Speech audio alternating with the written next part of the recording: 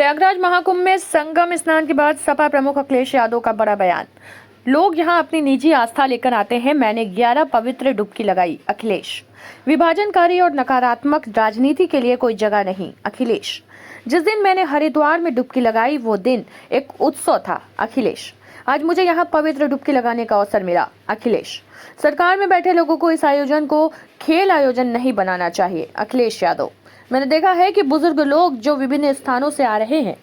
अखिलेश यादव, ऐसा प्रबंध होना चाहिए था कि किसी को कोई कठिनाई ना हो। अखिलेश यादव। Bureau report, जयदेश। आज हमें भी मौका मिला है। मैं आज महाकुंभ में स्नान कर करके जा रहा हूं। मैंने 11 डुबकी लगाई हैं। सर, योगी जी ने कहा यूपी का बंटवारा नहीं होना चाहिए, क्या कहेंगे आप? देखिए, बंटवारे और नकारात्मक राजनीति के लिए जगह नहीं है। आज कुंभ का तो यही संदेश होना चाहिए, सकारात्मक संदेश होना चाहिए। और आज के दिन यही संकल्प हो कि जब कभी भी हमें याद आए कुंभ, तो हमें सौहार्द, सद्भावना और सहनशीलता हमेशा बनी रहे।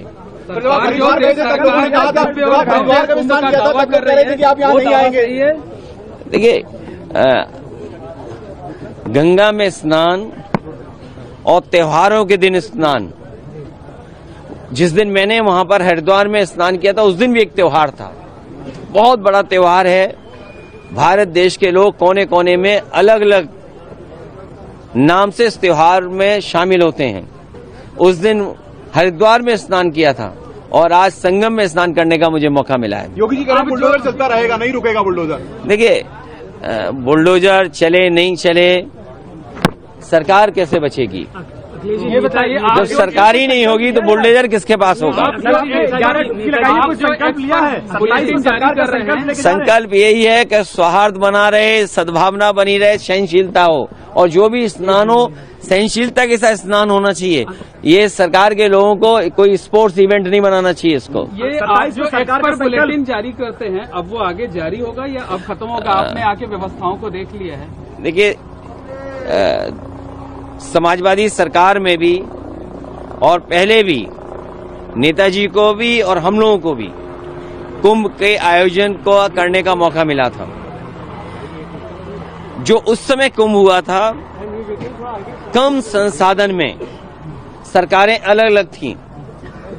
यूपी में सरकार दूसरी पार्टी की थी, समाजवादी पार्टी की थी। दिल्ली में सरकार दूसरी पार्टी की थी। लेकिन उसके बावजूद भी कम संसाधन में 800 और 1300 करोड़ में वो महाकुंभ या कुंभ से जो 12 साल बाद होता है वो कुंभ कराया गया था। सर, पहले और आज तो सुनने में आ रहा है कि 7,000 करोड़ 10,000 करोड़ खर्च हो रहा है। अगर यहाँ लोगों को असुविधा हो रही है चलने के लिए, मैंने खुद अपनी आंखों से देखा है कि बुजुर्ग, जो महिलाएं हैं, जो पुरुष हैं, वो कितनी दूर से चल करके आते हैं। अगर आप कुंभ में इतने 1,000 करोड़ रुपए खर्च कर रहे थे तो कम से कम बुजुर्गों के लिए कोई ऐसी व्यवस्था होती जो बुजुर्गों को ज्यादा पैदल नहीं चलना पड़ता।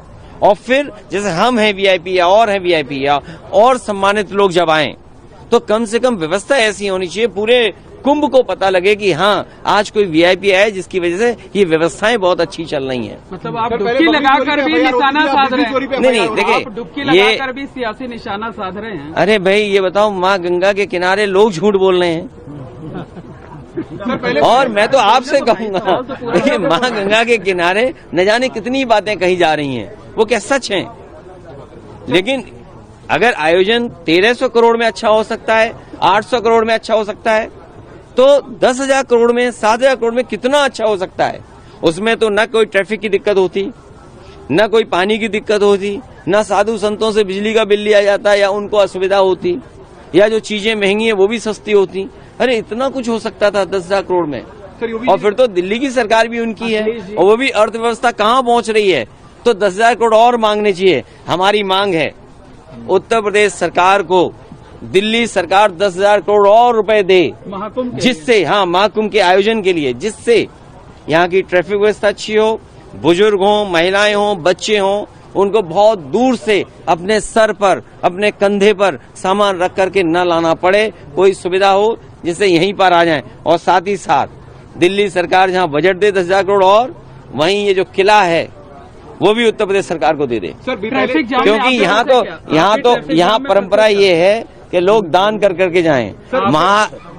महादानी सम्राट हर्षवर्धन जो हमारा रिटर्न डॉक्यूमेंट है, जहां हमें पौराणिक महाकुंभ के बारे में या कुंभ के बारे में जानकारी मिलती है, वो सम्राट हर्षवर्धन से जुड़ी हुई मिलती है। वो यहाँ दान करने आते थे, पुण्य के लिए आते थे।